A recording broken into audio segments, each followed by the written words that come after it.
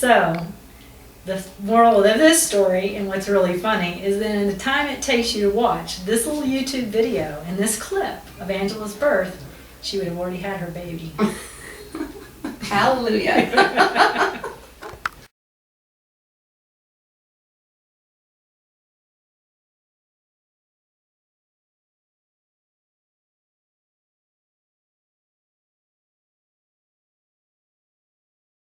Hi, my name is Michelle Bartlett. I'm a certified professional midwife, and this is Angela. She's one of our students, but before she was one of our students, she was actually one of our clients, pregnant with her 5th baby. Angela has a very interesting story to tell. Thank you. I chose to come and have a home birth, and that was a big decision for me. And as things progressed through the pregnancy, everything was going fine. I was measuring a little bit. But everything was pretty normal. Your care was normal, and we didn't really have any red flags. There wasn't anything that we were concerned about. She was a normal, healthy, low-risk woman. I think our only real concern here at the office was Angela had a history of delivering fairly quickly. And she lives an hour south of the birth center. So that was all on our radar, that when Angela called, we knew that we had to get on the road right away and not have any hesitations about that. The funny thing is, I had a friend that said, well, what if you have a breech birth? You know you'd have to have a C-section. And I said, if I have a breech birth, it'll be okay because it'll take a long time. And what was funny too is that Angela had actually checked out a book from our lending library on emergency childbirth. A good one. Mm-hmm. And in that book, it's written by Dr. Gregory White. He talks about emergency breech delivery in that book. So I read that just a couple days before I went into labor. I woke up at about 3:30 in the morning with a contraction that I couldn't sleep through anymore. So I decided maybe I should call the midwives. But I didn't have anything to tell them. So I decided I need to get out my laptop and time the contractions. So by about 3:45, I give them a call and told them that maybe I was in labor and maybe my water broke. It was possible. Right. So I got out of bed. I remember the phone call very well. I got out of bed and I quickly got dressed and started loading my stuff up in my car. And it was cold outside. And I remember getting the car started and having everything loaded. But before I could get out the door, Angela called me back. Before I'd even gotten in on the road, she called me back. It had probably been about 15 minutes from the first phone call. Maybe. And I said, I remember sitting on the edge of my bed, I'm just calling to let you know that I'm involuntarily pushing. And Michelle said, don't do that, just breathe. So I'm, okay.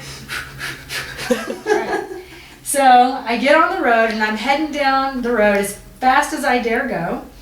And the phone rings again, and it's Angela's husband informing me that her water broke, that it was for sure a water break.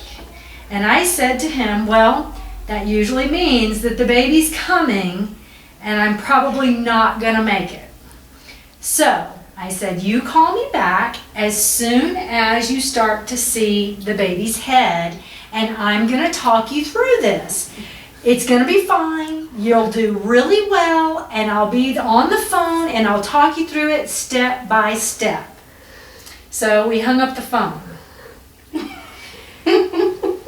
I head down the highway, down Highway 20, which probably takes me about 15 minutes normally, and I think I probably made it down there in about 7 minutes, about half that time to get on the interstate.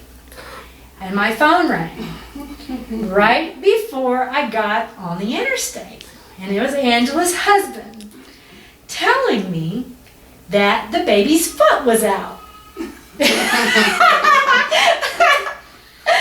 And I said, excuse me? Did you say a foot? And he said, yeah. And I said, okay, well that means your baby's coming breech. You were missing the part where you said, oh, that's not good. And his eyes about bulged right out of his head, and he sat back on his heels and he said, I know.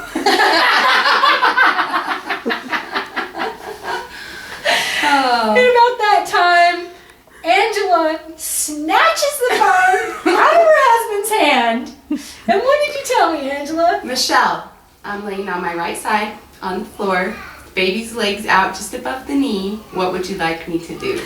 And she said, give the phone back to your husband. I said, nothing. No, you don't understand, Michelle. You can't handle this. Just tell me what to do. And I said, Angela, you cannot deliver your own breech baby. Give him back the phone.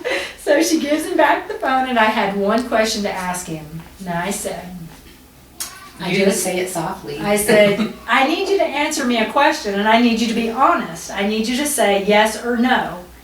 And he said, what? And I said, can you stay calm? Because if you can't stay calm, I'm not going to be able to help talk you through this over the phone. And he said, yes, I can stay calm. So I said, good. Now tell me which way the baby's foot is pointing. Because I had to have a point of reference.